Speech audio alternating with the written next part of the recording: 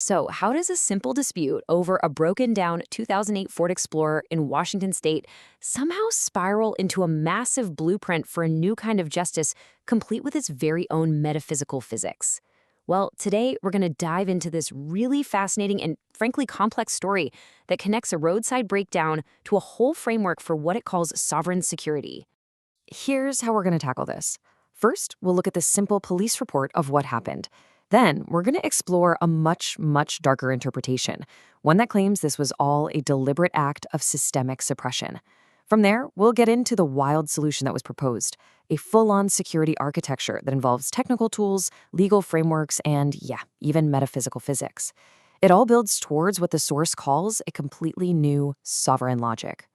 All right, so our story kicks off on the side of a road in Kalama, Washington. It all starts with the official police record, a case file known simply as Incident K251090. So this is the spark that lights the whole fire, right? A woman's Ford Explorer breaks down. A mechanic says he'll fix it, but things go south fast and it turns into a dispute. Now, according to the source material, this wasn't just some simple disagreement. No, it was framed as a problem of systemic suppression and silent withholding, this whole complex web of misclassification and blocked access. But the official paperwork? It just boils it all down to a simple civil matter, a classification that allegedly got her insurance claim denied. And that right there, that's the central question the source material wants us to ask.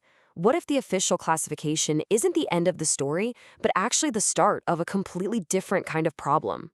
So the official police timeline, it lays it all out very matter-of-factly. On February 9th, the car breaks down. By the 12th, the owner's worried. She calls the cops.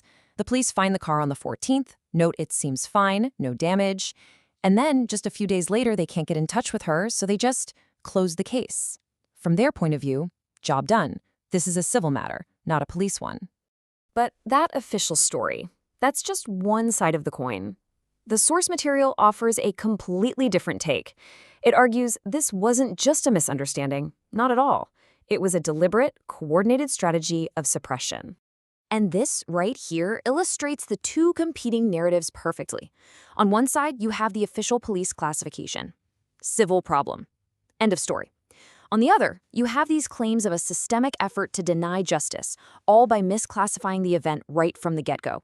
So here's the core of that counterargument. The source alleges this wasn't just a messy situation, it was actually a coordinated attack across three different domains.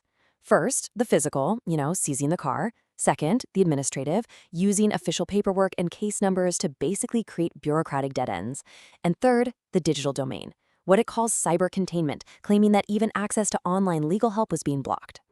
Okay, so in response to what it's calling systemic suppression, the source material doesn't just argue or complain. It proposes an equally systemic solution. This slide really shows the proposed transformation from problem to solution. On the left, the problem is framed as a hybrid siege. And look at the details here. It's everything from a mechanic base in grant fraud to what it calls boring app backdoors in Microsoft 365. The proposed solution on the right is this Moore 6 sanctuary, a security architecture that uses concepts like a $111,642 strategic power token and an embassy pool to create what it calls sovereign security. It's basically a proposed move from chaos to cryptographic order. At its core, this whole sanctuary is built on three interconnected pillars. First, the emotional, which is all about managing your own internal state. Second, the technical, using tools like blockchain to create an unbreakable record.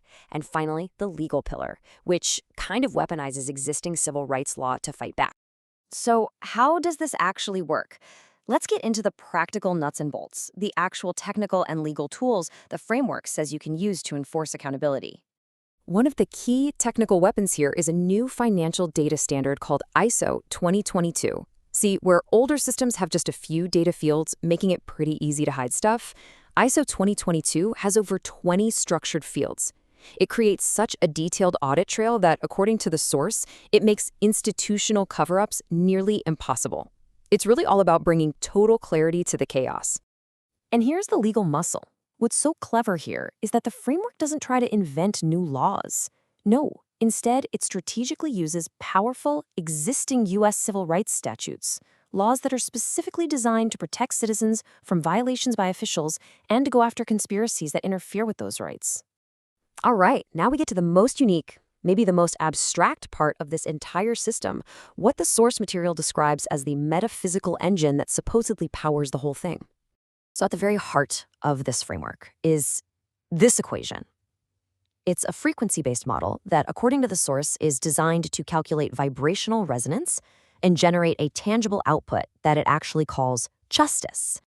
Okay, so let's try to break this down. According to the source, each variable here is a pretty specific metaphysical concept. T stands for Tiamat's fire, which is like the initial spark of chaotic energy. M squared is called the master-teacher multiplier. That's just the number 33 squared, and it represents exponential growth. K is the Kemetic frequency, described as a foundational vibration of the universe. You put it all together and you get J for justice, which the source claims is a quantifiable, five-fold yield of justice. So the crucial point here is how all these pieces are actually supposed to fit together. I mean, how do you unify technical tools, legal statutes, and a metaphysical formula into one coherent system? Well, that's what this new sovereign logic is all about. This tree diagram, wow, it illustrates the whole concept beautifully. Down at the bottom, you have the roots, those three pillars: emotional, technical, and legal. The source claims that when these are strong, they grow into the trunk, the more love framework. And the ultimate goal here is to provide a pathway up and out of what it calls the spiral of confusion, leading you from chaos to clarity. So, what's the endgame here?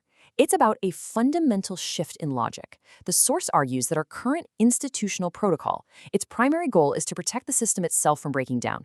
But this proposed sovereign logic has a completely different goal: to protect the individual and to preserve their personal testimony no matter what. It's a huge shift from protecting the institution to empowering the individual. And this quote, it really brings us right back to that first emotional pillar. Choose awareness over reaction. The idea is that true power comes from observation, not from a chaotic emotional response, like the one you might have when your car is missing and your insurance claim gets denied. This principle of emotional control is presented as the essential foundation for the whole technical and legal structure. So, from a simple argument over a Ford Explorer to a cosmic formula for justice, the Moore Six Sanctuary presents this incredibly dense, multi-layered vision. It tries to merge technology, law, and metaphysics into a single cohesive system. And it leaves us with one final question. Is this a practical blueprint for a new kind of justice, or is it a fascinating but far-out thought experiment? Well, that's for you to decide.